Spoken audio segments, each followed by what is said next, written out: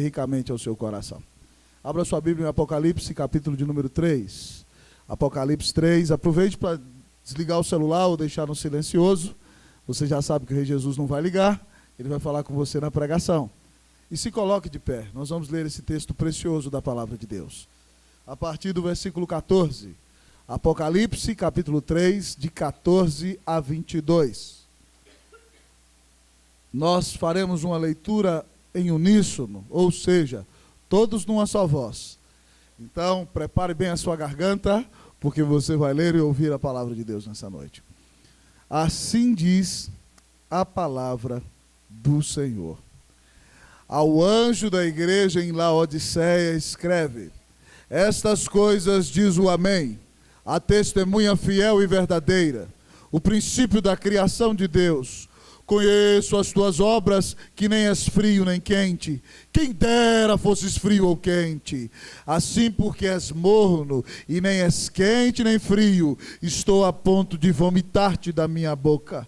Pois dizes: estou rico e abastado, e não preciso de coisa alguma. E nem sabes que tu és infeliz, sim, miserável, pobre, cego e nu.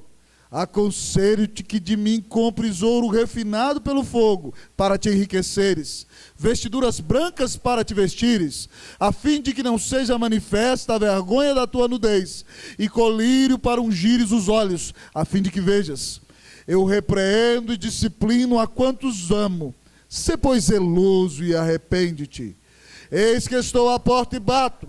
Se alguém ouvir a minha voz e abrir a porta, entrarei em sua casa e cearei com ele e ele comigo.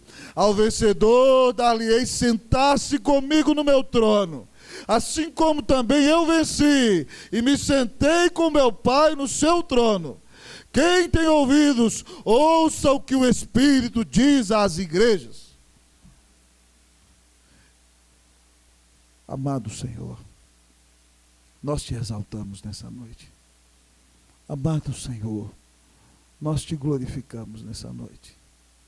Nós te adoramos, Deus, por quem Jesus é, por causa do seu duro sacrifício na cruz do Calvário em nosso lugar. E nessa noite, de maneira especial, nós queremos te pedir que tu nos laves no sangue do Cordeiro. Purifica as nossas vestes nessa hora, Senhor. Dá-nos do teu ouro depurado. Nós queremos do Senhor para nós nesta noite. Ó Senhor, que as nossas iniquidades não façam separação entre o Senhor nosso Deus e nós. Que cada crente que aqui está tenha temor de Deus ao ouvir essa palavra. Tenha consciência da presença graciosa de Jesus neste lugar. Que cada um que aqui está não entenda que está ouvindo meramente um discurso humano.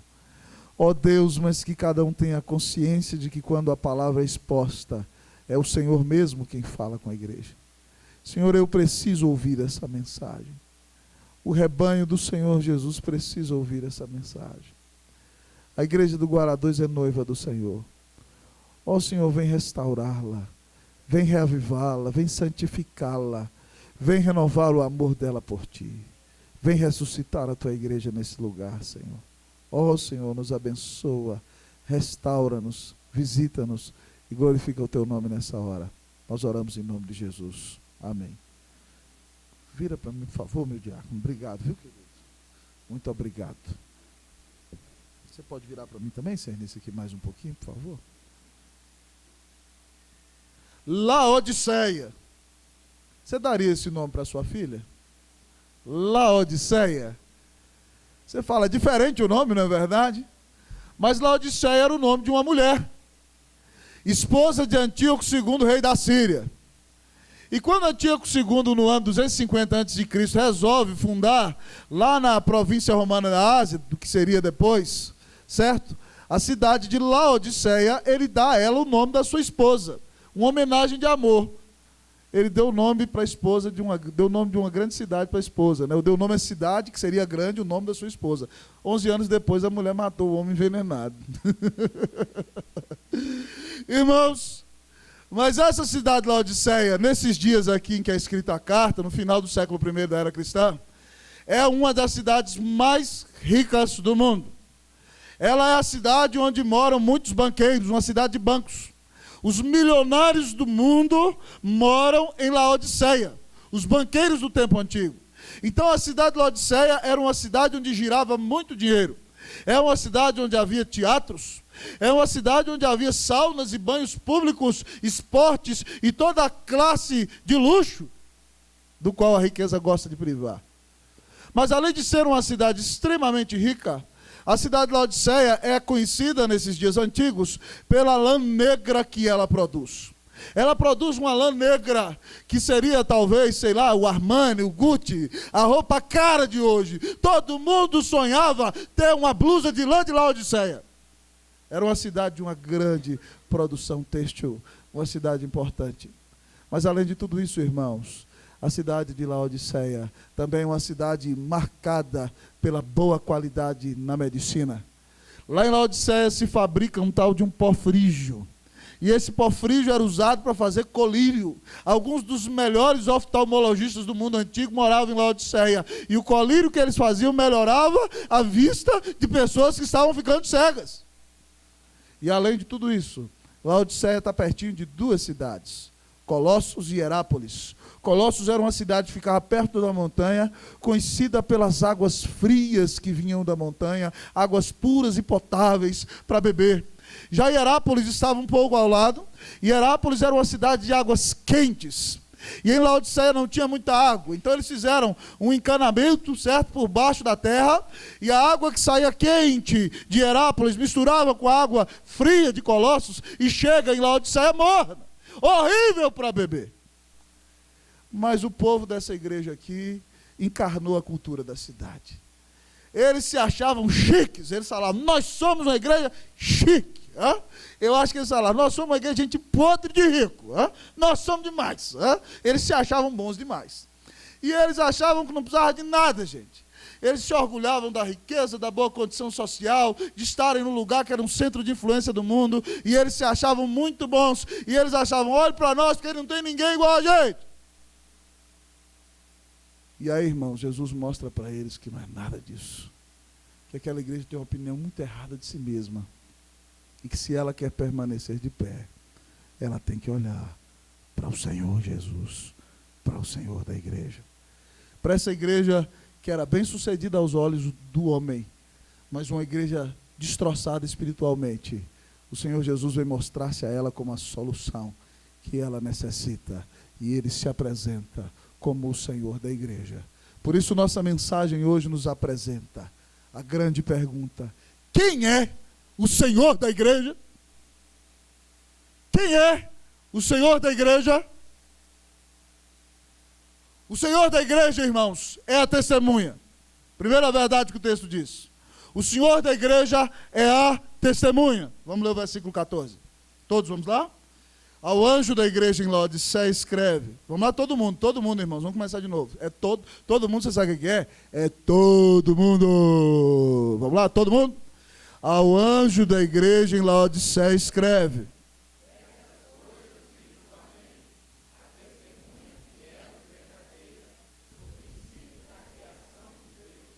Queridos irmãos, Jesus se apresenta à sua noiva dizendo que Ele é o Amém. Aí você me falou, oi pastor, Amém não é um negócio que fala no final? Não é no final da oração? Como é que Jesus começa com Amém? Amém, irmão, significa é verdade. Amém é a palavra mais universal que existe. Amém veio do hebraico e todo mundo no mundo fala amém. Em qualquer idioma, amém é do mesmo jeito, é a mesma palavra. Para alguns sou amém, para outros amém, para outros amen, mas é sempre a mesma coisa. E amém significa é verdade, é verdadeiro. Quando Jesus no Evangelho diz assim, em verdade te digo, ele fala assim, ó, amém, amém. É a primeira palavra que ele fala. Então Jesus diz, eu sou o amém. Se tem alguém que é a verdade, aqui sou eu. Se tem alguém aqui que é verdadeiro, sou eu. Ele se apresenta como a verdade e o verdadeiro. Mas para ampliar a ideia, ele diz assim, eu sou a testemunha fiel e verdadeira. Sabe o que Jesus está dizendo? Que tudo que ele fala, irmão, é a verdade. Que tudo que ele diz é a verdade. Mas que além de tudo isso, ele é a testemunha que presencia todas as coisas. que Ele está em todo lugar com todo o seu ser. E tudo que Ele vê não há como esconder, não há como enganar, e que a visão dEle é a visão correta, a opinião dEle é a certa, Ele é a testemunha fiel e verdadeira. Tudo que Ele diz sobre o homem, sobre você, sobre a igreja, sobre a realidade, é o que de fato importa e é a verdade. Mas ele, além disso, Ele diz: eu sou o princípio da criação de Deus. O que Jesus está dizendo? Que sem Ele não tem criação. Foi o que João disse: no princípio era o verbo estava com Deus, e o verbo era Deus. O verbo estava com Deus, e o verbo era Deus, e sem Ele nada do que foi feito se fez. Jesus é o Criador. Ele diz: olha, tudo foi criado através de mim, que sou a palavra. Então, meus irmãos, Jesus se apresenta como a fiel testemunha, como a testemunha verdadeira, como aquele que tem a verdade de Deus para trazer ao seu povo, mas como aquele que sabe tudo que o povo dele está fazendo, que está vendo todas as coisas, que ele estava na criação e ele sabe de tudo que acontece com você. Não existe nada que você possa esconder do Senhor. Não existe avaliação sua errada que vai dobrar a opinião de Jesus. Ele sabe de todas as coisas. Ele é o Amém. Ele é a fiel testemunha e verdadeira. Ele é o princípio de todas as coisas. A opinião dele é a que vale. Ele sabe de tudo. E não há nada que você faça que você possa esconder do Senhor. Irmãos, nós precisamos entender que se nós queremos ser igreja de fato, nós temos que confiar em Jesus como aquele que é a própria verdade, que é a revelação da verdade, mas que é o Deus presente conosco, que está conosco a cada instante, que sabe o que nós fazemos todo dia. Nós temos que parar, irmão, com essa ideia de que na igreja a gente tem que viver como santo e lá fora a gente faz o que a gente quiser. Porque Jesus está conosco aqui, mas estará conosco lá fora daqui a alguns minutos. Então a gente tem que parar de viver como anjinho na igreja e sair ali fora, parece que Deus deixou de existir. Você atua como se fosse um deísta. Sabe o que é um deísta? Quem sabe o que é um deísta? Levanta a mão. Ó, alguns, um povo inteligente. Deísta é aquele que crê na filosofia de David Hume. David Hume dizia o seguinte, que Deus criou o mundo e deu corda no relógio. Aí depois botou o relógio para funcionar. O relógio tic-tac, tic-tac, tic-tac, tic-tac, tic-tac. E aí Deus, como relojoeiro, sumiu! Desapareceu, bum, escafedeu-se. E nunca mais veio a intervir na sua criação. Então é aquele que crê que Deus existe, mas que Deus não se revela. Que Deus é o Deus ausente. Que é o Deus que não se comunica. E você no domingo é crente, crê em Deus, fala com Deus, ora a Deus. Mas no segunda a sexta você crê que Deus não existe, que Deus não tem nada a ver com a sua vida. E Jesus está lá vendo a sua opinião. Está vendo que você não ora. Está vendo que você não lê a palavra. Está vendo que você não busca a graça dele na sua vida. Está vendo que você não confia nele como a verdade do seu coração. Jesus disse, irmãos, eu sou o caminho, a verdade e a vida. Ninguém vem ao Pai, senão... Vamos repetir o versículo, vamos lá? Disse Jesus, a verdade e a vida, ninguém vem ao Pai senão por mim. Irmãos, isso é para a salvação, mas é também para o dia a dia. É para segunda-feira quando você levanta da cama. É para quando você senta no almoço olhando para o seu colega. É Jesus que é a verdade na qual você deve crer. É Jesus que é o caminho no qual você deve andar. É na hora que você tem um grande aperto, ou que Satanás diz, olha lá rapaz, aquela mulher está falando um monte de coisa para você. Vai lá e fica com ela e você vai saber o que é vida. E você diz, não, a vida é Jesus. É Jesus que é vida. Não existe vida abundante fora dele. Então, irmão, quem é o Senhor da igreja? O Senhor da igreja é a testemunha. Como testemunha, ele revela a verdade, sabe tudo que você faz. E diz assim, ó, Cleusa lá em casa tem uma brincadeira com os meninos, e ela fala assim, desculpa amor, ela abre o olho, tô de olho em você. E os meninos, eu falo, meu Deus, é quase um terrorismo esse negócio. Mas no bom sentido, o Senhor está de olho em você, querido. Fique esperto. Ele está com você todos os dias. Ame o Senhor. Creia no Senhor. Entenda que Jesus é Deus se revelando a você. Busque-o, ame-o, ande nele e com ele todos os dias. Amém, meu irmão? Quem é o Senhor da igreja? Ele é testemunha. Mas, em segundo lugar, o texto diz, quem é o Senhor da igreja? Ele é o médico. Eu vou perguntar, igreja, quem é o Senhor da igreja? Ele é? Versículo de número 15. Vamos ler o 15, todo mundo? Conheço as tuas obras, que nem és frio nem quente. Quem dera fosses frio ou quente. 16 também. Assim, porque és morno e nem és quente, nem frio, estou a ponto de vomitar-te da minha boca. Pois diz, 17, vamos lá? Estou rico e abastado, e não preciso de coisa alguma. E nem sabes que tu és infeliz, sim, miserável, pobre, cego e nu. Meu irmão, você vai no doutor, está doente, sentindo uma dor no estômago. Aí você chega lá, doutor, não, fica quieto, cala a boca, não pedi para você falar nada não. E aí ele fala assim, não, estou olhando para você, não, você precisa desse remédio aqui, mas doutor, não quero ouvir sua voz aqui não, eu sei quem é o doutor aqui, quem sabe que você precisa, sou eu. Mas doutor, não, você não vai falar nada aqui não, toma remédio e sai daqui. Se você vai no médico e ele faz desse jeito, o que você faz? Você acha que ele é doido, não é verdade? Eu me lembro de um doutor que eu fui uma vez, lá no Chile, ele falava, o que você está sentindo? Aí eu começava a falar o que eu estou sentindo, ele, não interpreta, fala o que você está sentindo. Aí eu falava, não doutor, estou sentindo, não interpreta, fala o que você está sentindo. Irmão, foi um problema de comunicação, mas o que você está sentindo? Doutor, estou sentindo isso. Não, meu filho, não interpreta, fala o que você está sentindo. Eu falei, meu Deus do céu, não estou entendendo nada. Eu saí do médico mais confuso do que eu entrei. Primeira coisa que o doutor tem que fazer, o que é? O que é? É a diagnose. Por que Jesus é médico? Porque ele sabe fazer o diagnóstico correto da igreja. Aqui ele faz a diagnose da igreja. Primeira coisa, ele diz, estou sabendo, eu te conheço. Jesus é o único médico que não precisa ouvir o paciente falar. Aí ele falou, o negócio é o seguinte, você não é frio nem quente. Primeira coisa, primeira doença que o doutor Jesus disse que a igreja de Laodiceia tem, ela não tem fervor espiritual. E se você está na igreja, frequenta desde 1500, se você não tem fervor espiritual, está doente. Jesus diz aqui, você não é frio nem quente, quem dera fosses frio ou quente. Falta fervor, falta fogo no coração, falta amor por Jesus, falta dedicação. Então, primeira doença da igreja de Laodiceia, e eu espero que não seja da nossa, irmão, em nome de Jesus, porque eu vou chorar demais, que não seja da sua vida, falta fervor. Mas o doutor Jesus diz de uma segunda doença, e a segunda doença que essa igreja tem é que ela é uma igreja repugnante, certo? Imagina uma igreja repugnante, irmão, é terrível, viu, esse negócio. Olha o que Jesus diz, assim porque és morno.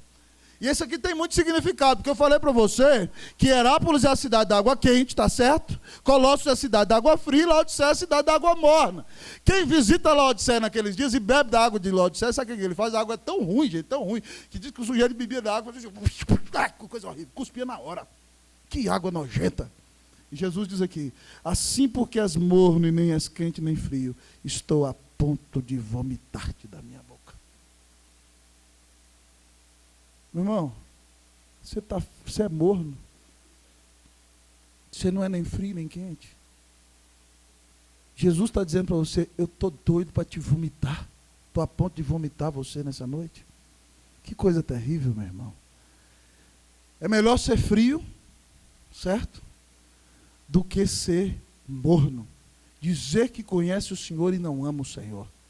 É melhor ser daqueles que nunca conheceram o Senhor, que estão vivendo na frieza do mundo, certo? Do que dizer que conhece o Senhor, mas vive a vida empurrando com a barriga, naquela filosofia do deixa a vida me levar, a vida leva eu. Senhor Jesus acha repugnante, está a ponto de vomitar a sua vida. Se você é crente, não ora. Se você é crente, não lê a Bíblia. Se você diz que é crente e não vive o Evangelho, se você diz que é crente e não ama a Deus, se você diz que é crente e não faz diferença na vida de ninguém, talvez você seja repugnante ao Senhor Jesus. Que coisa terrível, irmão, ser vomitado pelo Filho de Deus. Que absurdo, que coisa triste. Não é frio nem quente. Às vezes a água de Colossos refresca, a água de Herápolis relaxa, mas a água de Laodiceia causa vômito.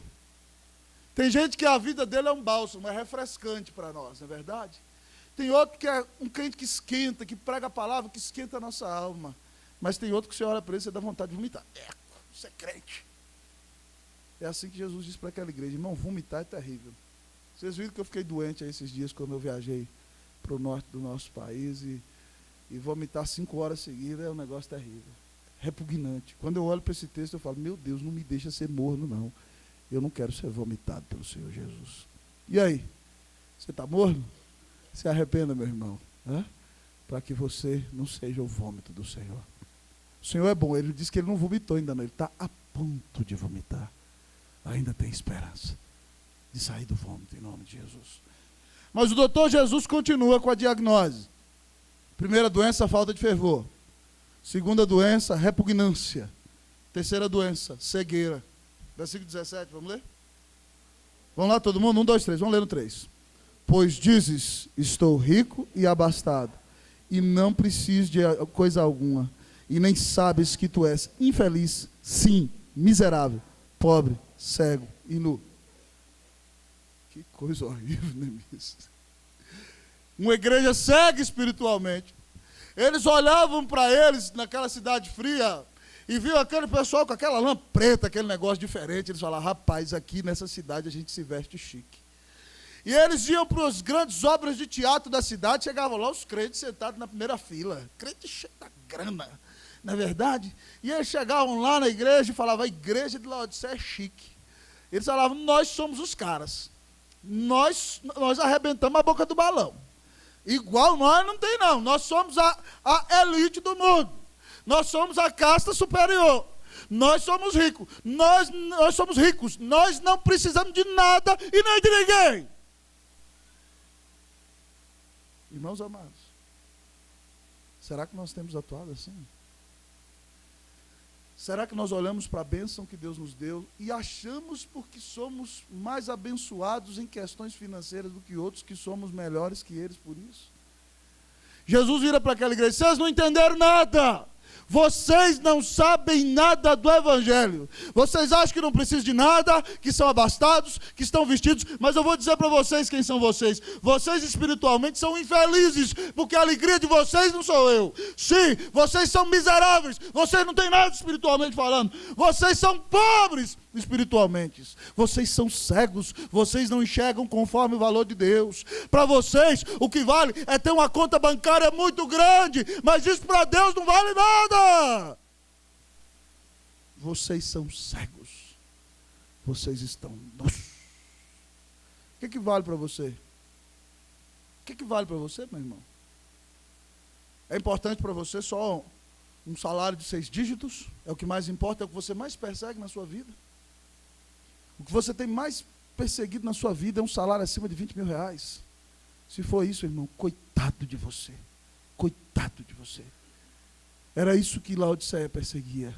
E se é esse o seu objetivo, Jesus disse que você é miserável, pobre, cego e nu. Meu irmão, o que você está valorizando na sua vida, meu irmão? O que você está fazendo com a vida que Jesus te deu? Qual é a prioridade da sua vida? Onde está a sua segurança? Onde está a esperança do seu coração, meu irmão? O que você deseja? O que você crê que vai trazer paz para você? Você precisa saber de quem é? De Jesus. Você precisa conhecer mais o Senhor. Você precisa se arrepender dos seus pecados. Você precisa ser um crente de oração. Você precisa cantar para Jesus todos os dias para ser cheio do Espírito Santo. Você precisa resplandecer a luz de Deus na sua vida. Você precisa caminhar com o Senhor. Oh, meu irmão, se você é cego espiritualmente, Jesus diz para você, é fatal nessa noite. Ele abre os seus olhos. Pare de ver a vida com os valores do mundo, porque você vai para a tumba e não vai levar nada de dinheiro para a tumba. Você não vai entrar de Rolls Royce no seu mausoléu, e se entrar não vai valer nada, porque seu Rolls Royce vai ficar parado ali e você vai ser comido pelo verme do mesmo jeito. Então, meu irmão, em nome de Jesus, comece a valorizar o que é importante. Doutor Jesus está falando aqui. Você está fervoroso, crentão? Ou você está digno de ser vomitado? O que é importante para você? Amar Jesus ou as coisas desse mundo? O que é o mais importante na sua vida, querido? Doutor Jesus, irmão, sabe de todas as coisas. Ele disse que não veio para os sãos, mas veio para os enfermos. E é impressionante, irmãos, que ele disse que é importante que nós aprendamos com ele a reconhecer o nosso estado espiritual. Pastor, como encontrar cura então? A Bíblia diz, se confessarmos os nossos pecados, Ele é fiel e justo para nos perdoar os pecados e nos purificar de toda injustiça. Reconheça o seu pecado se você quer cura. Primeira coisa que você tem que fazer. Davi, irmãos, adulterou, não contou para ninguém, achou que Deus não tinha visto, ficou calado, e ele diz assim, ó, enquanto eu calei os meus pecados, envelheceram-se os meus ossos em meus constantes gemidos todo dia, porque a mão do Senhor pesava sobre mim, o meu vigor se tornou em sequidão de estio. Davi andava pesado, irmão, Davi entrou em depressão, Davi andava cabisbaixo, Davi andava chorando, com a dor na alma e não sabia explicar. Aí foi confrontado pelo profeta e ele fala assim, então disse, confessarei ao Senhor as minhas transgressões. E ele diz, confessei-te o meu pecado e tu perdoaste a iniquidade do meu pecado. Oh, meu irmão, peça perdão a Deus por ver a vida diferente da palavra nessa noite. Peça perdão pelo coração endurecido. Peça perdão por amar mais dinheiro do que Deus. Peça perdão por pensar que a sua segurança está no saldo da sua conta bancária. Peça perdão porque Jesus não é o maior amor do seu coração. Peça perdão. A esperança está em reconhecer o diagnóstico do Rei Jesus. Não negue, não fuja. Reconheça o que Jesus está dizendo e diga para ele, Senhor, só tu podes me curar. Perdoa o meu pecado, cura-me em nome de Jesus. Nisso está a esperança do seu coração. Quem é o Senhor da igreja? Ele é o médico, como temos visto. Ele é a testemunha. Mas o Senhor da igreja é o mercador. Quem é o Senhor da igreja? Quem é o Senhor da igreja? Vou perguntar mais uma vez. Quem é o Senhor da igreja? É o mercador. Versículo 18. Vamos ler? Vamos lá, todo mundo? Aconselho-te que de mim compres ouro refinado pelo fogo, para te enriqueceres, vestiduras brancas para te vestires, a fim de que não seja manifesta a vergonha da tua nudez, e colírio para ungires os olhos, a fim de que vejas. Jesus se apresenta aqui, irmãos, como um mascate. Ele está vendendo. Você nunca imaginou Jesus desse jeito, não é verdade? Só que o que ele vende você não pode pagar, e ninguém pode pagar. Ele vende pela graça. O vender dele é dar. Mas ele se apresenta aqui na nossa memória como aquele mercador que tem talvez as melhores iguarias, como quando na época do mercantilismo na Europa, vinha os homens com as mercadorias do Oriente, vender o melhor. Não é verdade? Todo mundo queria daquelas mercadorias. Jesus diz assim, olha, eu tenho a melhor mercadoria que vocês podem comprar. Melhor do que a lã de Laodiceia. Quem tem boa mercadoria sou eu. Então preste atenção, vou te dar um conselho. Compre de mim.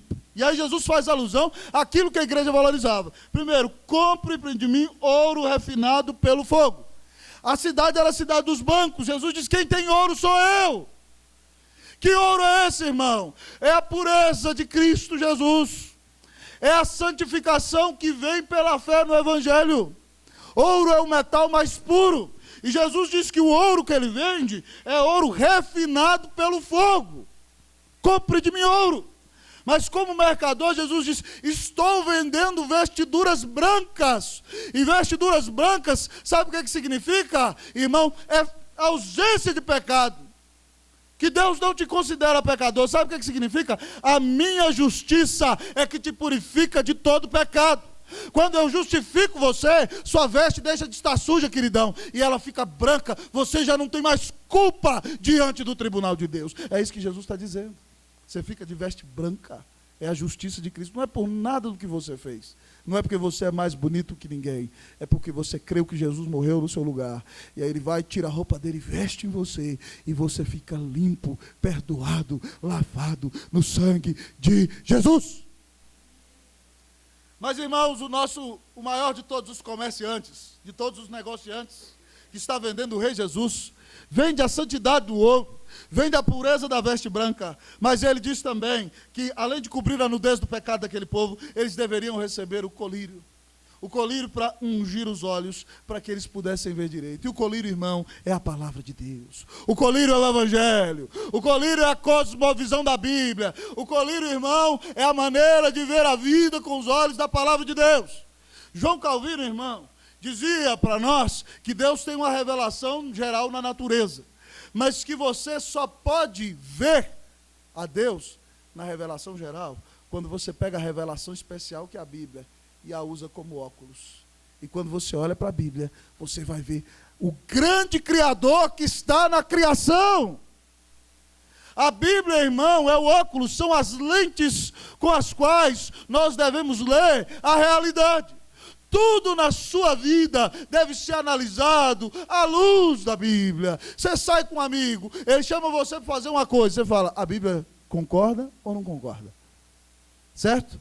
Você está lá no trabalho, alguém fala para você, vamos fazer esse negócio aqui, que tal a gente dar uma enroladinha aqui para ganhar um negócio? Você fala assim, a Bíblia concorda ou não concorda? Está certo? Aí você está lá, mulher de Deus, seu marido está lá, dá uma louca nele, coisa errada na cabeça, ele fala, vamos ver pornografia. E aí você vai falar, a Bíblia concorda ou não concorda? Tudo nós vemos, irmãos, com os óculos da Bíblia. Jesus quer dar o colírio do Evangelho para você, irmão. Se você está cego, Jesus fala assim, eu vou transformar você por meio da renovação da tua mente, queridão. Preste atenção, e Jesus é um vendedor que vende pela graça, você não paga nada, a única coisa que ele requer é que você se arrependa dos seus pecados e creia no Senhor, creia nele. Como é que eu compro essas mercadorias? Ó mercador dos mercadores, se arrependa e creia que eu sou o caminho, a verdade e a vida. Creia que o meu Pai amou ao mundo, que me deu o seu único filho, para que se você crê em mim, você não venha perecer, não venha passar a eternidade no inferno, mas tenha a vida eterna, tenha Deus da vida e caminhe com Ele todos os dias da sua existência. Irmão, as mercadorias do Rei Jesus são dadas de graça pela fé. O primeiro texto que lemos do culto dessa noite diz, justificados, pois, pela fé, temos paz para com Deus, por meio de Jesus Cristo, nosso Senhor, através de que obtivemos acesso pela fé a esta graça na qual estamos firmes e nos gloriamos da esperança, da glória de Deus. Se você crê em Jesus, meu irmão, você está no tribunal do grande juiz, e entra o inimigo dizendo, esse miserável diz que é teu filho, vai na igreja domingo, mas tu sabes, ó eterno Deus, o que ele está fazendo de segunda a sexta, ou até depois que sai do culto, meritíssimo dos meritíssimos, tu terás que pesar a tua mão sobre ele e destruir essa vida. E aí Jesus se levanta, Senhor, meu Pai, ele é um descarado mesmo, mas eu morri na cruz para salvá-lo, eu paguei a sua dívida, e ele creu em mim. E Jesus pega então o seu martelo e diz, é inocente, fica livre, por causa do meu filho Jesus Cristo. Se você crê em Jesus como seu Salvador, você está inocente no tribunal de Deus, queridão. Você não deve nada, Jesus já pagou sua conta. Que coisa maravilhosa, não é verdade? Não existe bênção mais maravilhosa do que o Evangelho de Jesus. Louve a Deus por isso. Agradeça a Deus. E creia em Jesus para ter a sua justiça. Leia a sua palavra para ter os olhos abertos. Compre o ouro de Jesus para andar em santidade. Para viver todos os dias da tua vida na presença dEle. Quem é o Senhor da igreja? Como nós temos visto, Ele é a testemunha, Ele é o médico, Ele é o mercador. Mas o texto nos diz que o Senhor da igreja é Pai. Quem é o Senhor da igreja? O Senhor da igreja é Pai. Pergunte para mim, pastor, quem é o Senhor da igreja? Vai lá. Quem é o Senhor da igreja? Vai lá. Ele é Pai. Vamos ler o versículo 19. Vamos lá. Só as irmãs, leia, irmãs. 1, 2, 3, podem ler, irmãs.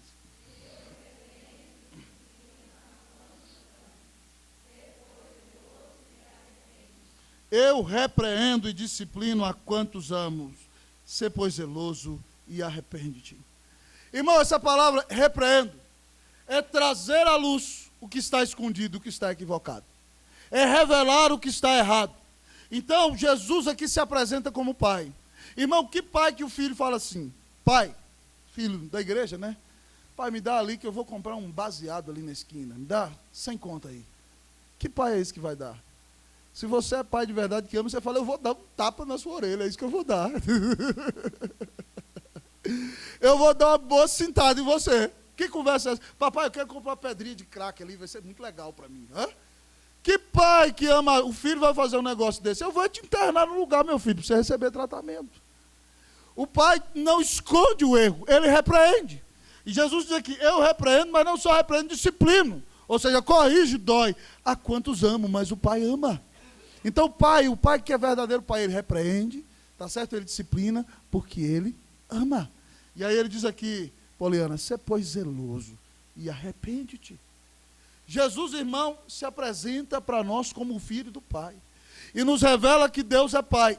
E quando Jesus cita aqui, irmão, ele está lembrando que está lá em Hebreus 12:6. Hebreus 12:6 diz que Deus disciplina ao que ele ama e açoita a todo aquele que ele recebe por filho. Ele diz que se você fica sem disciplina, você é bastardo. Pai que não disciplina não ama, ama a si mesmo. Não quer ter problema. Quer ficar na boa. Para que não? Para que eu vou bater, brigar com o menino? O que é isso? Não, deixa o menino quieto, deixa ele aí. Mas isso não é amor não, irmão. Porque depois que cresce, perde o controle, já era. Você não sabe o que vai virar. Então, meu irmão, Jesus aqui se apresenta como um pai que ama, que repreende, que disciplina para a restauração. É por isso que quando há disciplina na igreja, você vê aqui os senhores presbíteros da igreja, você vê aqui, né? Alguns com os cabelos mais prateados que outros, chegam aqui na frente num momento de solenidade, com a cabeça baixa, alguns chorando, um momento de tristeza, de vergonha, irmão. Mas o objetivo desse negócio é a cura, é a restauração. Eu tenho brincado com o pessoal, falo muito com seminaristas isso lá no seminário, que a disciplina é mais ou menos como o desfibrilador. Você já viu quando o cara dá uma parada cardíaca, aí vem a ambulância, o SAMU, aí chega lá no hospital, lá na emergência, e entra lá e tal, aquele negócio, e o cara, todo mundo tenta reanimar, e vai respiração boca a boca, e aí o enfermeiro empurra o negócio do peito, e nada não acontece, a turma traz o desfibrilador. Irmão, mas alguém vai falar, mas isso é uma violência? Como é que vai usar um negócio desse? Vai queimar o peito, né, doutor? Vai queimar o peito do sujeito todo. Não vamos fazer isso não, deixa ele morrer aí, é melhor ele morrer. É muito violento esse negócio. Ninguém pensa nisso não, irmão. Traz o desfibrilador, bota no peito do cara e pá! Pá! Pá! Pá! Se o cara viver, irmão, glória a Deus! Ninguém vai reclamar que o peito dele está queimado, não. Que está tudo... Ai, que coisa, que violência. Como é que faz um negócio desse? Viveu! O que importa é viver. Às vezes os métodos de Deus são meio drásticos. Mas se o cara não vai para o inferno, glória a Deus! Se salva a vida do pecado, louvado seja Deus. É assim que Deus faz. Então, meu irmão, você está levando umas varadinhas aí na perna? Não reclama não, irmão. É que Jesus te ama. Está levando uns puxãozinhos de orelha assim, ai, dói, é porque Jesus ama você. Louvado seja Deus. Enquanto tiver alguém para te disciplinar, agradece, porque é sinal de que você ainda é filho de Deus. Porque se você está solto aí, nesse mundão aí, meu filho, cuidado, viu? Você não é de Jesus, não. Se tem alguém te corrigindo, você fala, glória a Deus, ainda há esperança para mim. Louvado seja Deus. Jesus é Pai.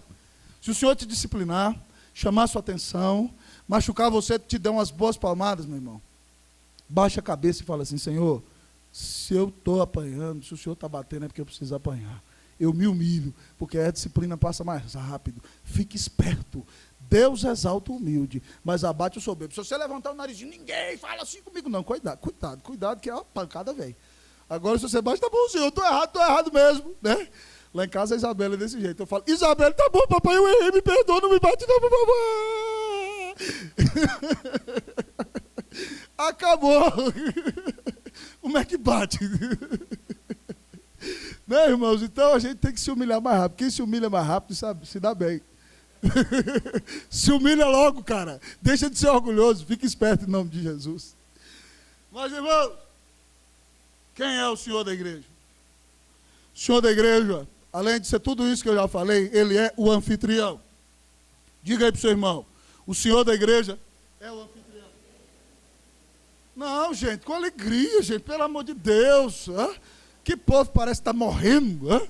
Fala para o irmão do lado aí, o Senhor da igreja é o anfitrião, e fala para o irmão do outro lado, porque enquanto você está falando eu vou tomar água. Vai lá.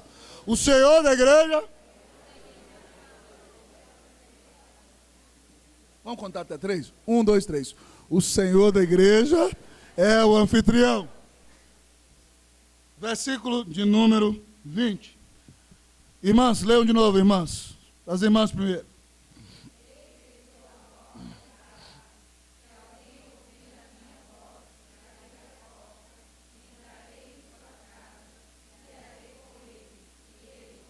Vamos lá, os homens agora, vamos lá? Eis que estou à porta. Se alguém ouvir a minha voz e abrir a porta, entrarei em sua casa e cearei com ele e ele comigo. Já imaginou isso, irmãos? Esse texto é muitas vezes usado para pregação evangelística, mas Jesus está falando para a igreja. É como o Brasil está sentado ali atrás, a Ângela.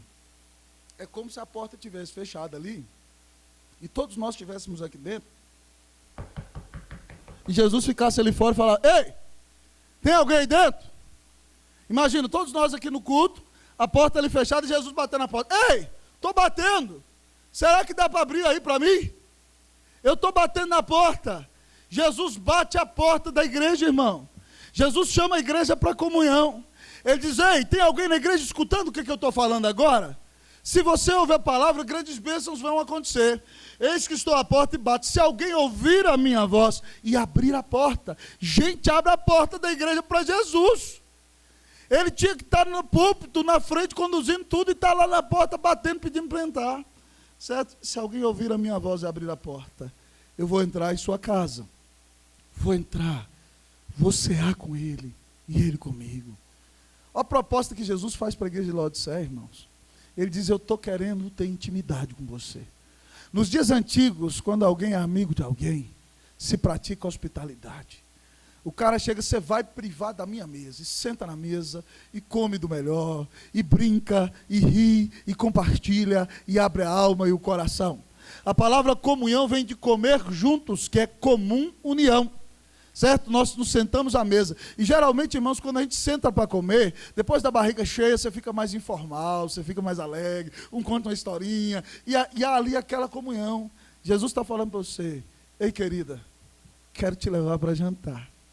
Já pensou? As meninas da igreja, né, ficam olhando os rapazes. Aí o rapaz manda uma cartinha: querida, o que você acha da gente comer ali no Coco Bambu semana que vem? Ela: ai, tem certeza, não vai ser muito caro. Mas doida para ir lá dentro. Ai. Ele: se acha que vai ser caro, tá bom, não vou. Não, eu quero ir. Né, meu irmão, quem não gosta? Jesus está falando para a igreja: olha, estou te convidando para jantar.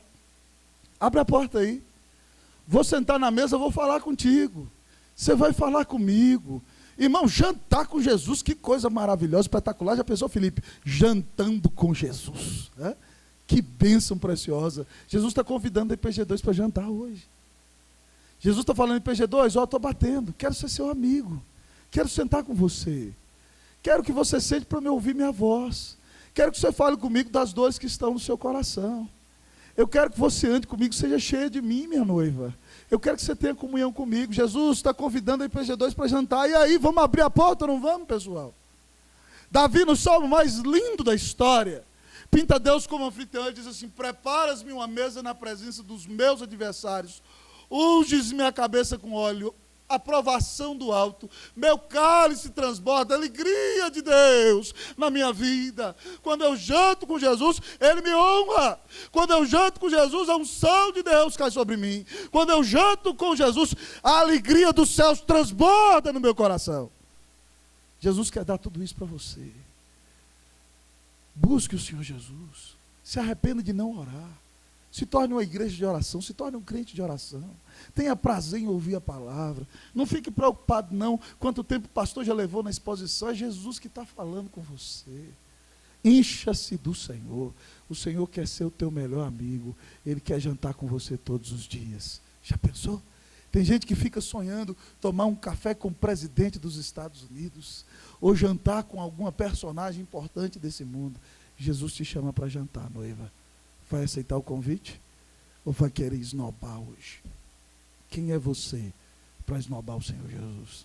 Aceite o convite, se arrependa dos seus pecados e comece hoje a ter uma vida séria de oração, uma vida séria de estudo da palavra, uma vida de quem vem para a igreja assistir o culto, de que leva Deus a sério e prioriza Deus e não fica brincando de crente não, mas ama Jesus sobre todas as coisas.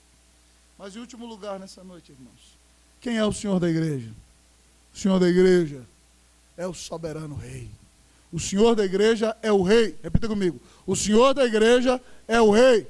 Versículo de número 21. Vamos ler todo mundo? 21 e 22. Ao vencedor dar-lhe-ei sentar-se comigo no meu trono, assim como também eu venci e me sentei com meu Pai no seu trono. Quem tem ouvidos, ouça o que o Espírito diz às igrejas. Irmão, eu fico perplexo. Washington, eu fico perplexo. Sabendo quem eu sou, eu vim de uma cidade insignificante do interior de Minas Gerais para muitos lugares no Brasil. Eu estou aqui pregando a palavra com você, para você. Mas mais do que isso, a Bíblia diz que eu vou sentar no trono com Jesus. Como ele sentou no trono com o Pai dele. Ele é rei e ele vai compartilhar o reinado dele comigo. Já parou para pensar nisso? Sentar no trono é dividir o comando. Você vai sentar no trono do meu lado, você vai comandar comigo. Você já parou para pensar que a Bíblia diz que você vai julgar os anjos? Outro dia, irmãos, a gente tem que tomar cuidado com os nossos valores. Outro dia, a gente conversava, né, com um irmão querido que eu amo aqui da igreja. E aí a gente saiu para almoçar. E aí tinha um personagem rico lá. E eu na brincadeira falei aquilo, né? Eu amo demais o irmão. O irmão falou assim: pastor, privilégio para você conhecer fulano de tal. Um cabra rico. Eu falei: privilégio dele me conhecer. Eu não sou ninguém não, irmão. Não vale nada não. Sou um miserável pecador. Mas em termos de valores bíblicos, privilégio do mundo é andar com o Filho de Deus. Privilégio do mundo é conhecer o crente. Nós vamos julgar os anjos. Nós vamos julgar as nações da terra. Nós vamos nos centrar no trono do Rei Jesus. Então, meu irmão, pare de viver cabisbaixo. Pare de viver como miserável. Pare de viver como vítima. O seu valor não está em você. Você não é melhor do que ninguém por causa de você, não. É por causa de quem você é. Você é de Jesus. Ninguém pode te tirar da mão dele. Então pare com esse pensamento de vítima. E entenda que ainda que você esteja sofrendo hoje, você vai reinar com Cristo Jesus durante toda a eternidade. Nunca se rebaixe do seu posto de crente, de servo do Rei, de sacerdote do Altíssimo, para priorizar as coisas desse mundo. Você já está na posição mais alta e ninguém pode tirar você de onde você está. Você vai sentar do lado do trono, junto com o Rei Jesus. Louvado seja Deus. Você tem a consciência de quem é o seu Senhor? Você tem vivido com essa consciência? Nessa noite eu quero chamar você para olhar para o seu coração. O Senhor é testemunha, o Senhor é o doutor. Ele deu o teu diagnóstico nessa noite. O Senhor é o Rei, como temos visto. Ele é Pai. E Ele é o mercador dos mercadores. Jesus termina dizendo: quem tem ouvidos, ouça o que o Espírito diz às igrejas. Deus está falando. Escancare os teus ouvidos. Abra o teu coração. E que a tua vida seja transformada pela fé nessa noite. Em nome do Senhor Jesus. Amém. Vamos orar. Solange, ora por nós.